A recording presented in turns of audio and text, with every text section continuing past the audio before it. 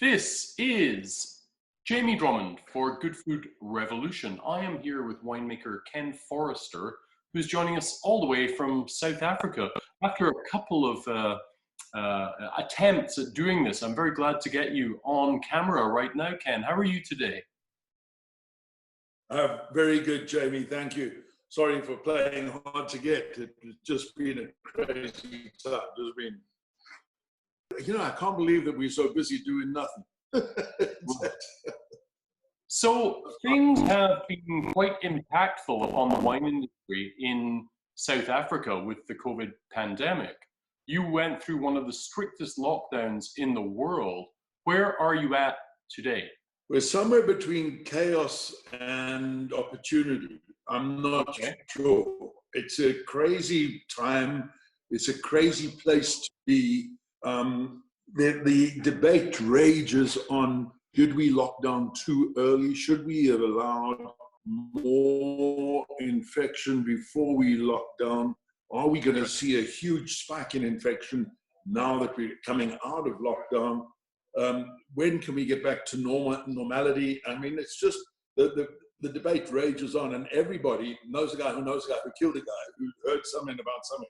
And the legal aspect, the legal aspect of the way we were locked down was really pretty crazy. Government did some incredibly stupid things.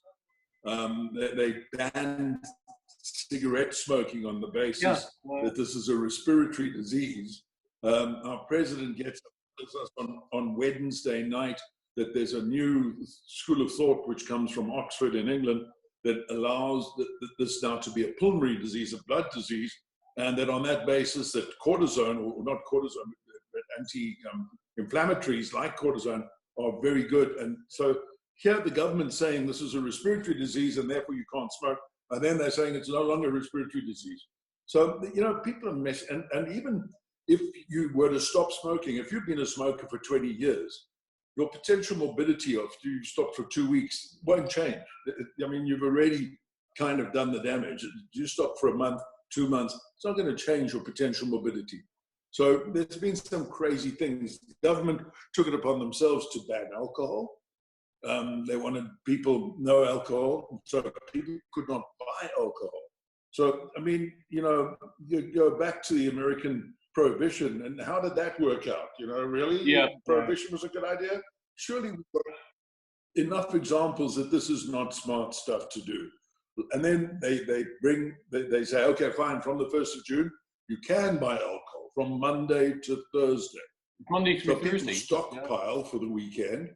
What was their thinking regarding the Monday through Thursday sales of alcohol? Your guess. As good as I have no idea. Just crazy mixed up. How prevalent was the black market when prohibition came into effect with regards to alcohol and cigarettes? Well, if you ban stuff like cigarettes and alcohol as a formal licensed activity, all you do is you force it underground. And I mean, it's quite bizarre, the numbers. What does a packet of cigarettes cost in Canada? Oh, goodness knows. Let's say $20. I don't know, $20. I don't know. So, $20. Yeah, $20. So let's take an example. There are supposedly 10 million smokers in South Africa. If 10 million smokers smoke half a packet a day, we're smoking 5 million packets a day at $20 a packet. That's a lot of cash. You're $100 million a day. Yeah. Now, that's a lot of cash. And that's all gone underground. That's not getting any VAT. That's not attracting any duty, any sin taxes. So government, the fiscus is losing out massively. It doesn't curtail. It makes things, I guess, tricky, but it doesn't stop people smoking. I see cigarettes have been banned. Literally, the sale of cigarettes has been banned for 3 months. I know people who still have smokes. I don't know, maybe they grow them. I don't know where they get them. And I was just reading yesterday that there have been some quite serious spikes in cases of COVID-19 in both the Western and Eastern Capes. And they're saying that South Africa will probably hit its peak at the end of June, early July. Jamie, from what we see, the peak looks a little later than that. It looks like it's going to be July, August. Oh, wow. Okay. That's why I say we're somewhere between chaos and opportunity. I think we're on the brink of a huge peak happening. I think we're about to see COVID take off like we couldn't imagine. I think we really are entering a dark phase, a bad time ahead. It's just, we're trying to get back to normality. We're trying to open restaurants. Restaurants are now open for takeout food. You know, I mean, already I can tell you from my own restaurant experience, people phone and book their takeouts, and they come in and they say, "Oh, can we get a coffee?" Sure, you can get a coffee. Can we sit down? Oh, yeah, of course you can sit down. No, so now they got their takeout food in a bag next to them. Can we have a bite of this? Yeah, you can eat right there. You know, so you know, we kind of got to. I don't know how we're going to get around all this. And in the restaurant, no alcohol may be sold for consumption on the premises. Oh, wow. So you can't sell wine in the restaurant for consumption on the premises. Now, you come from a restaurant background, okay? 100%. So how do you see restaurants recovering from this? Because the future does look, I mean, I don't mind being very frank about this, it looks so dark right now for restaurants. Jamie, if I were to put a number on it, and I really don't want to be the prophet of doom, but if I were to put a number on it, I would say there's a strong chance that 65 to 70% of the restaurant industry will fold. Yeah. I mean, we get 30%. If we start off with 30% of our restaurants opening up, I think that'll be about it. Because, you know, restaurants are marginal businesses. I can tell you, I mean, go through the detail, but essentially your restaurant overheads are fairly fixed.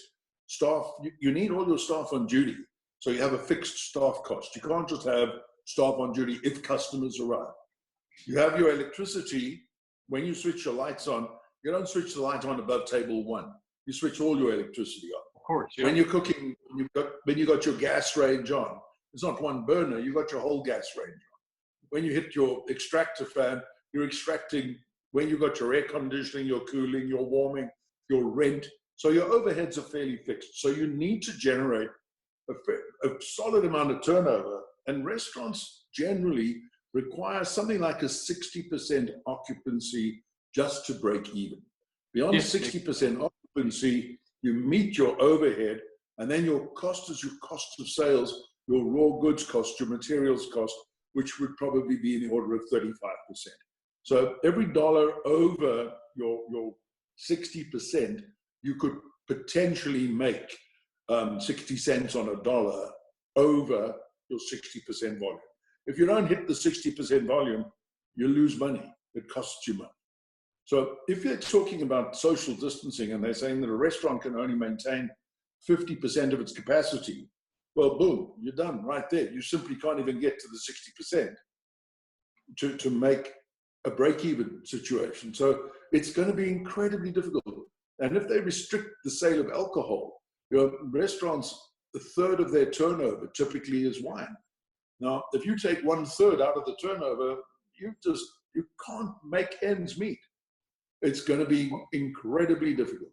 I have to ask you, Ken, and I don't really get this part of the South African lockdown. Why have they restricted this, or what's the thinking behind the restriction of the sale of alcohol? I've got to tell you, and I'll be quite candid with you, my view, my personal view, is I think it has to do with us being such an unequal society. Right. And you've got poor people living in very close proximity to each other. And typically, amongst those people, it's not cool to have booze at home. They would go to a bar, they would go to a tavern, and they would go and drink in the tavern, and generally the wives, etc., wouldn't want the guys to have booze at home. And they don't have a lot of space. Your family's living in very limited space. It's not like they've got space for a big lounge to get 10 mates around and have a chinwag and a couple of glasses of wine. So Right. they'll all go to the tavern. They socialize at the taverns. And I think government wants to avoid the taverns being congested and packed with people getting drunk. So they make the rule, but it's got to then be a rule that fits all. You can't say we're closing the taverns, but we can leave the restaurants open. So what they're saying is all public spaces where people congregate to have a drink are closed. So I think I think that's the basis of the process. That's what they're thinking. Now, we have the COVID pandemic going on, Ken. So we have a crisis, but we also have this crisis cubed by the Black Lives Matter movement and the kind of struggle for racial equity all across the world. South Africa obviously has a bit of history there. How is that impacting modern day South Africa right now? I'm really not sure if inadvertently what's happened with COVID is that it's put a magnifying glass on individuals, on every one of us. I know that it's created time for introspection in my life, in my business, and there were processes in my business which were okay because to fix them was too much hassle. Now I'm looking at those processes in a lockdown phase and saying, okay, we don't do that anymore. We're going to stop doing that because now I've got time to sort out the hassles. And I think that this whole racial issue and the polarity that's taking place is very much a part of that realization of how unequal the world is in so many ways, and in an institutionalized way that we don't perhaps even, with a kind of white privilege, we might not even be cognizant of the fact that we carry around this white privilege, and we're wandering through life kind of blindly accepting that that's the way things are, when in fact it's desperately unequal and desperately unfair. And clearly, I think we need to be a little more woke. I think we need to be in line. We need to fix this up. We need to sort this out. We need to come to terms with it. And how is this progressing within modern South Africa right now? South Africa is a very, very interesting case. It's complex, highly complex. I think that South Africans, to a large extent, feel that we had an opportunity to face our demons. We sat down, we negotiated. Cyril Ramaphosa was part of that negotiating team. I remember those days clearly. I was a restaurant in Johannesburg, and some of the lawyers that were involved in those negotiations, one of those guys was really good friends of mine, and he would phone me up at 10 o'clock at night and say, hey, these negotiations are going to go on until 2 in the morning. Can you keep a chef and stay open? We'll be like 20 people, but we're going to be starved at 2 o'clock. Can we come through? And I'd wait for them, and they'd come over from the negotiations, and it was all of the team who were getting this democratic South Africa in place. And Cyril was part of that team. He was on that team. And that was going back to early 90s, Ken? Yeah, early 90s. Absolutely. 25 years ago. Yeah, basically. And looking at that, it was a fascinating process. And here you had people who previously had been at war with each other, literally at war with each other, and now shaking hands, sitting, having dinner together, negotiating hardcore with each other for some kind of future, some kind of democratic future for this country. Yep. But to a large extent, a lot of the ANC were exiled from South Africa, and they were in Russia, or they were in Tanzania, in Russian camps in Tanzania. And there was a lot of very powerful tripartite alliance of three parties. And one of those parties is the Communist Party. So you've got a very strong communist vein running through the ANC. And you've got this kind of big question mark over white minority capital that people are most worried about, because how come white capital still owns most of the stock exchange? And, how do we but in the meantime, it must be said that people like Cyril Ramaphosa, our president, when he was negotiating, he wasn't a millionaire. Cyril Ramaphosa today is a billionaire, and he's done very, very well in white capital, in mining, in finance, in the businesses that he's been involved in. And so, you know, it's a really, it's history takes time.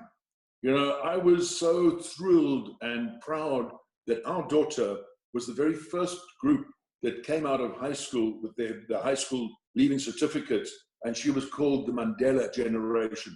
She was the first group of kids that went to school with Mandela as president. And you know, when she came to us, one of her school projects was apartheid. And she came to me to explain apartheid to her. She didn't know what it was.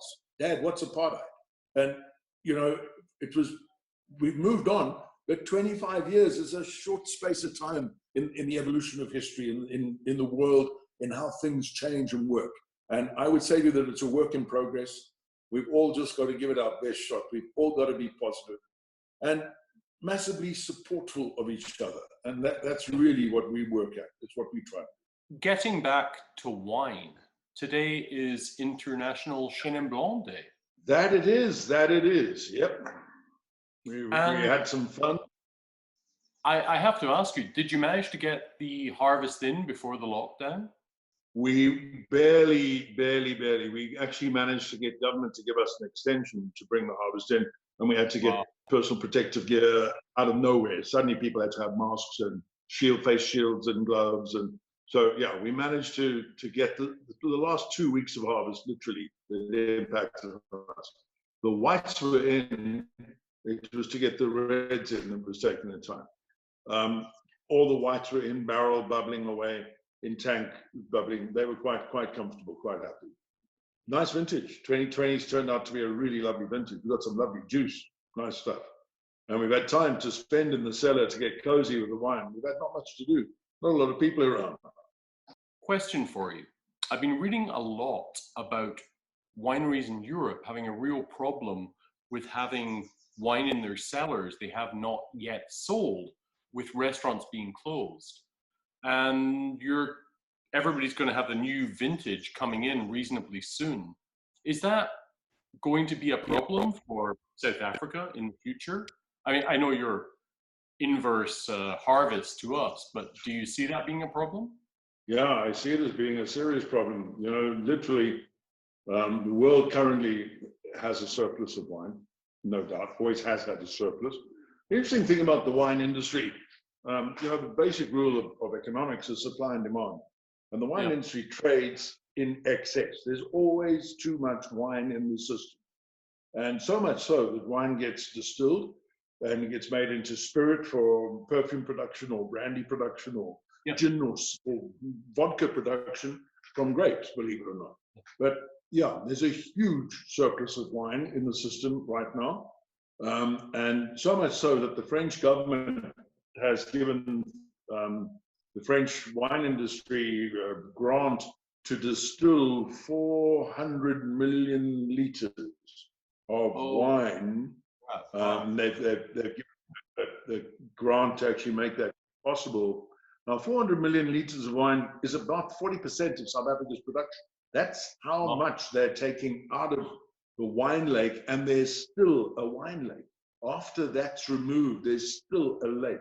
So we're going to see wine prices under extreme pressure.